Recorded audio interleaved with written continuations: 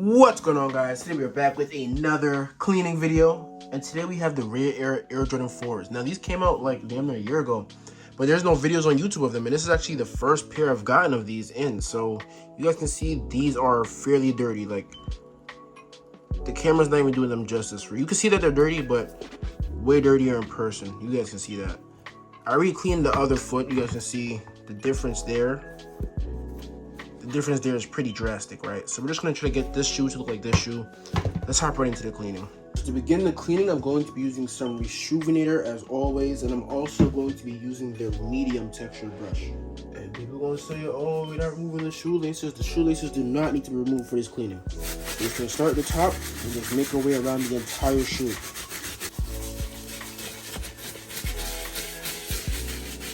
Then I just take my microfiber cloth and I just go ahead and pat dry the uppers so they don't water stain or anything like that. Now before I get into the outsoles, you guys can see there's like rocks in the bottom and it's also like this gum and stuff. So I'm just going to take my X-Acto knife and just try to pick most of it away. And we can go ahead and steam it and then scrub it. So now I'm going to take my trusty steamer. Just go ahead and steam the bottoms. So the parts of the shoe where we still have some scratches, like you guys can see here, I'm gonna take a cotton round with some acetone, just go like this, and gently wipe. You guys can see it starts to get rid of that. And the same thing on the wing areas right here. Just going like that, applying some pressure. You guys see it starts to fade too.